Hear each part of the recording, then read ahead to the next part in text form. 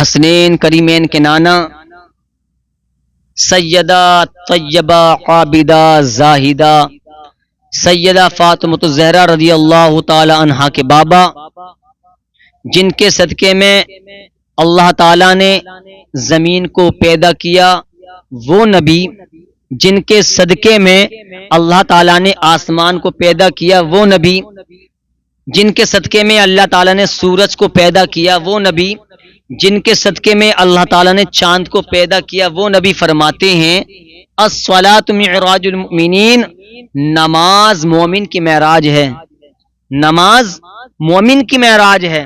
آقا فرماتے ہیں نماز میری آنکھوں کی ٹھنڈک ہے، نماز دین کا ستون ہے، نماز پڑھنے سے چہرے پر نور آتا ہے، نماز پڑھنے سے دکانوں میں برکت ہوا کرتی ہے، نماز پڑھنے سے گھر میں برکت ہوا کرتی ہے، نماز سے اللہ تعالیٰ کا قرب حاصل ہوتا ہے۔ قبر کے لیے ایک بہترین روشنی کا ذریعہ نماز ہے، لیکن آج ہم اتنے دور پہنچ گئے ہیں، آج ہم ہر چیز کے لیے ہمارے پاس وقت ہے، موبائل چلانے کے لیے ہمارے پاس وقت ہے، گپ شپ لڑانے کے لیے آج ہمارے پاس وقت ہے، لیکن اگر ہمارے پاس اگر ٹائم نہیں ہے تو وہ نماز پڑھنے کے لیے ٹائم نہیں ہے۔ صد افسوس کی بات ہے، جوانی کس کام کی جو اللہ کی بارگاہ میں نہ جھکے، وہ طاقت کس کام کی جو اللہ تعالیٰ کی بارگاہ میں نہ جھکے۔ نماز ایک بہترین ذریعہ ہے قبر کی آسانیوں کے لیے، قبر کی پریشانیاں دور کرنے والی چیز ہے نماز۔ نماز سے ہمارے چہرے پر نور آئے گا، نماز پڑھنے سے ہمارے گھروں اور دکانوں میں برکت ہوگی۔ آج ہماری گھر کی برکت کیوں اڑ گئی؟ ہم نماز نہیں پڑھتی۔ ہماری دکانوں میں برکت کیوں نہیں رہی؟ ہمارے کمائیوں میں برکت کیوں نہیں رہی؟ آج ہم اللہ کے ذکر سے بہت دور پہنچ چکے ہیں۔ نبی فرماتے ہیں الصلاۃ معراج المؤمن، نماز مومن کی معراج ہے۔ کتنا اچھا لگتا ہے جب ہم لفظ نماز کہتے ہیں۔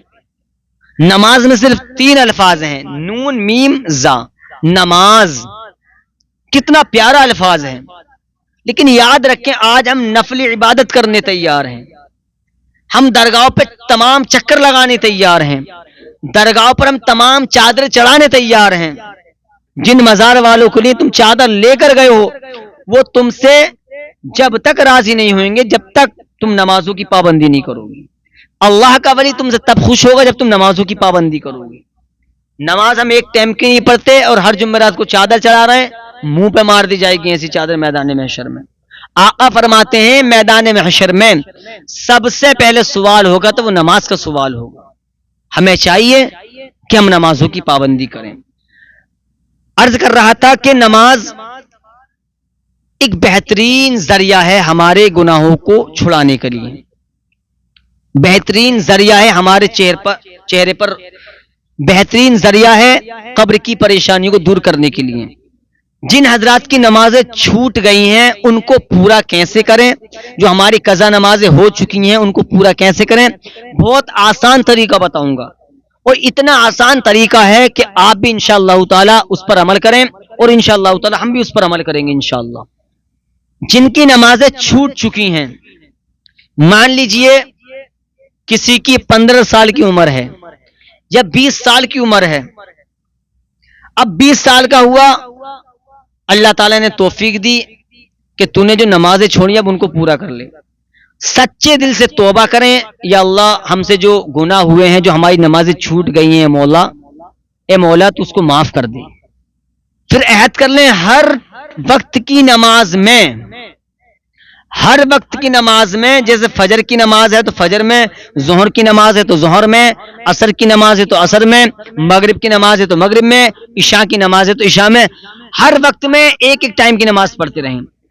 آپ کی عمر 15 سال کی ہے، جب آپ 30 سال کے ہو جائیں گے تو آسانی سے جو 15 سال کی نماز چھوٹی تھی جب آپ 30 سال کے ہو جائیں گے تو آپ کی نماز پوری مکمل ہو جائے گی۔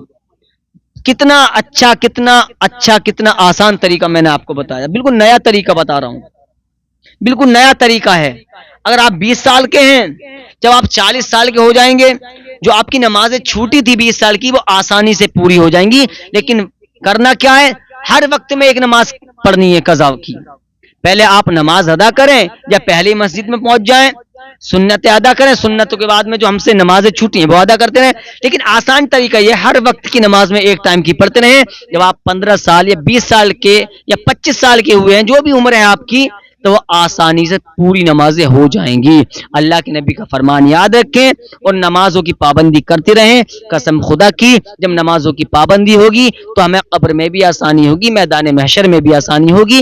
اللہ تبارک و تعالی ہم سب کو پنجگانہ نماز پڑھنے کی توفیق عطا